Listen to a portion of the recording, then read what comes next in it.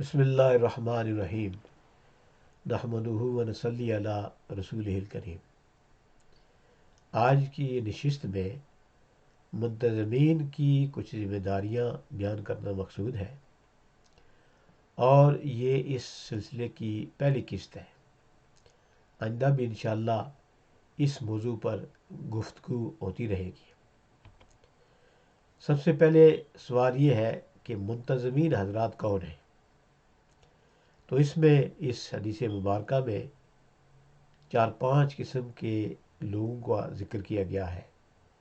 سب سے پہلے تو امام یا رولرز ہیں،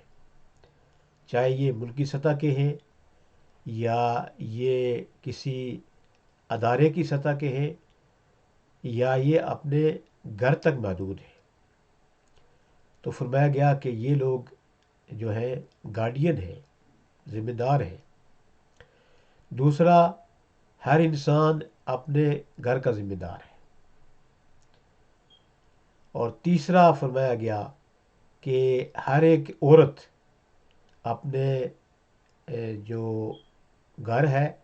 اس میں خاوند کے بچوں اور اس کے مال و متاع کی ذمہ دار ہے، یعنی اس کی حفاظت کی ذمہ دار ہے، اور اس کو ایمانداری کے ساتھ استعمال کرنے اور رکھنے کی ذمہ دار ہے۔ اور اسی طرح جو کام کرنے والا آدمی ہے، جو اجیر ہے، امپلائی ہے، وہ اپنے مالک کی جو پراپرٹی ہے اور اس کی جو جائیداد ہے اس کا ذمہ دار ہے، یعنی اس کی حفاظت کرنا یہ اس کے ذمہ ہے، کیونکہ اس کے لیے وہ اس سے تنخواہ لیتا ہے، دوسرے مفادات حاصل کرتا ہے۔ اور آخر میں فرمایا گیا کہ ہر ایک وہ شخص جس کے ماتحت میں کوئی آدمی دیا گیا ہے وہ ذمہ دار ہے اس کے لیے۔ اس لیے لفظ استعمال کیا گیا ہے کہ جو انچارج ہے، تو انچارج جس وقت بھی آدمی کسی کا بنتا ہے تو گویا کہ اس کا ذمہ دار قرار دے دیا جاتا ہے۔ اور اس حدیث مبارکہ میں یہ امر بیان کیا گیا ہے کہ جو ہمارے رولرز ہیں، جو ہمارے مینیجرز ہیں، جو ہمارے باس ہیں، ان کی جو اوبیڈینس ہے، ان کی جو اطاعت ہے، یہ اللہ کی اطاعت ہے، یہ اللہ کے رسول کی اطاعت ہے۔ اس لیے ایک اور حدیث مبارکہ میں فرمایا گیا جس کا مفہوم ہے کہ تم میں سے اچھا شخص وہ ہے جو کہ اپنے ماتحت کے ساتھ بھی اور اپنے سینئر کے ساتھ بھی اچھا معاملہ رکھے۔ تو گویا کہ اللہ کی اطاعت میں یہ چیز شامل ہے کہ ہم جو اپنے اوپر لوگ مقرر کیے گئے ہیں، جیسے میں نے گزارش کی کہ ملکی سطح پر یا ادارے کی سطح پر یا اپنے گھر کی سطح پر، وہ سارے ان کی اطاعت اللہ کے رسول کی اطاعت ہے، ان کی اطاعت اللہ جل جلالہ کی اطاعت ہے۔ اب ہم یہ دیکھتے ہیں کہ یہ جو لوگ لیڈرز ہیں، یعنی رولرز ہیں، مینیجرز ہیں، ایڈمنسٹریٹرز ہیں وغیرہ، تو ان کا سٹیٹس کیا ہے، ان کو کیا ریوارڈ ملنے والا ہے، کیا بدلہ اور اجر ملنے والا ہے؟ تو اس حدیث مبارکہ میں یہ فرمایا گیا ہے کہ قیامت کے دن 7 ایسے لوگ ہوں گے جن کو اللہ جل جلالہ اپنے عرش کا سایہ عطا فرمائیں گے، اور اس میں جو ہے وہ منصف حاکم بھی شامل ہیں، اور اس کے ساتھ ساتھ جو ہے وہ نوجوان ہے جو کہ جوانی میں اللہ کی عبادت کرتا ہے، اور پھر تیسرا وہ شخص ہے جس کا دل مسجد میں اٹکا رہے، مسجد کے ساتھ وہ محبت کرتا ہو اور مسجد میں جانے کو پسند کرتا ہو، مسجد میں ٹھہرنے کو، اللہ کی عبادت کرنے کو، اللہ کے احکامات وہاں پورے کرنے کو محبوب رکھتا ہو۔ اور چوتھا وہ ہے کہ ایسے لوگ جو صرف اللہ کے لیے ملتے ہیں، اللہ کے لیے جدا ہوتے ہیں، ان کا اور کوئی مقصد نہیں ہوتا، بزنس مقصد نہیں ہوتا، یا رشتہ داری پالنا مقصود نہیں ہوتا، یا جاب کرنا مقصود نہیں ہوتا، بلکہ صرف اللہ کے لیے ملتے ہیں اور اللہ کے لیے جدا ہوتے ہیں۔ اور پھر یہ ہے کہ اگلا وہ شخص داخل ہے جس کو اگر کوئی خاتون جو ہے وہ اپنی طرف متوجہ کرے تو وہ جو ہے نا اس سے اجتناب کرے، اس لیے کہ وہ اللہ سے ڈرتا ہے، اور یہ چونکہ جو رشتہ بنتا ہے یہ ناجائز ہے، شریعت میں اس کو منع کیا ہے، اس لیے یہ شخص اللہ سے ڈر کے، اللہ کے خوف سے یہ اس کی طرف متوجہ نہیں ہوتا، تو یہ بھی عرش کے سائے کے نیچے ہوگا۔ اور اگلا وہ شخص ہے جو کہ خفیہ طور پر صدقہ کرتا ہے، اللہ کی راہ میں دیتا ہے، اور نام اور نمود اس کا مقصد نہیں ہوتا۔ اور پھر یہ ہے کہ آخری انسان اور خوش قسمت انسان وہ ہے جو کہ اللہ کو یاد کرے اور اس کی آنکھیں نم ہو جائیں اللہ کے خوف سے، اللہ کی محبت میں، اللہ کی اطاعت میں، اپنے گناہوں کی وجہ سے۔ تو ایسا شخص بھی جو ہے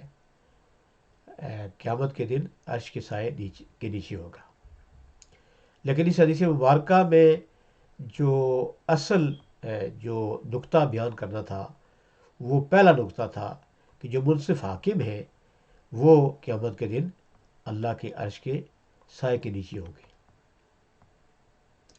اور اس حدیث مبارکہ میں ان کے لیے اور بھی خوشخبری ہے، وہ یہ ہے کہ وہ جو ہے نور کے ممبروں پر ہوں گے۔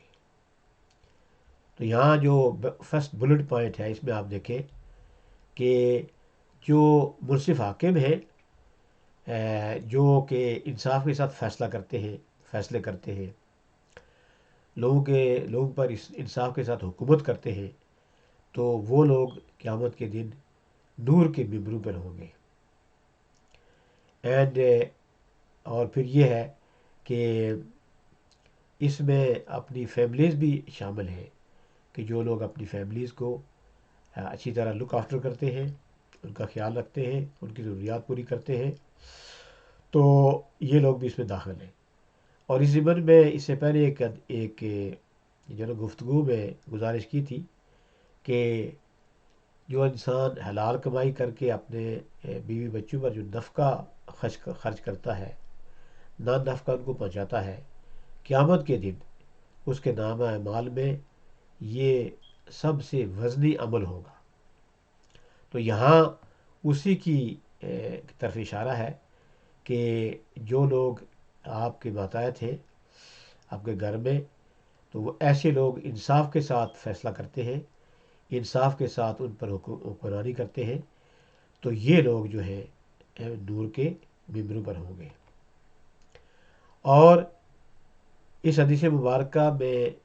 یہ بات بتائی گئی ہے کہ تم میں سے سب سے اچھے جو رولرز ہیں یا امام ہیں یا ایڈمنسٹریٹرز ہیں یا مینیجرز ہیں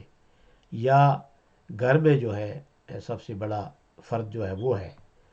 جن کے ساتھ جو آپ کے ساتھ محبت کرے، یعنی اپنے ریا کے ساتھ محبت کرے، اپنے سبارڈینیٹس کے ساتھ محبت کرے، اپنے امپلائیز کے ساتھ محبت کرے، اپنی اولاد اور بیوی بچوں کے ساتھ محبت کرے، اور پھر وہ بیوی بچے، وہ سبارڈینیٹس، وہ امپلائیز، وہ بھی اپنا جو مینیجر ہے، اپنا جو ایڈمنسٹریٹر ہے، اپنا رولر ہے، اس کے ساتھ محبت کرے۔ یہ بہترین جو کہ رولرز ہیں، امام ہیں۔ اور اس میں دوسرا نقطہ یہ بیان کیا گیا ہے کہ وہ ایک دوسرے کے لیے دعا کرتے ہیں۔ تو جس وقت انسان ایک دوسرے کو پسند کرے گا، ایک دوسرے کو جو ہے نا اس کے ساتھ محبت کرے گا، تو قدرتی بات ہے کہ اس کے لیے دل سے دعائیں نکلتی ہیں، اور یہاں اس بات کا اشارہ کر دیا گیا۔ اور پھر جو ہے یہ اس حدیث مبارکہ میں یہ بیان کیا گیا ہے کہ یہ وہی حدیث ہے جس کا یہ دوسرا پہلو ہے کہ تم میں سے سب سے برے جو حکمران ہیں وہ کون ہیں؟ تو اس کے متعلق فرمایا گیا کہ جو تم سے نفرت کرتے ہیں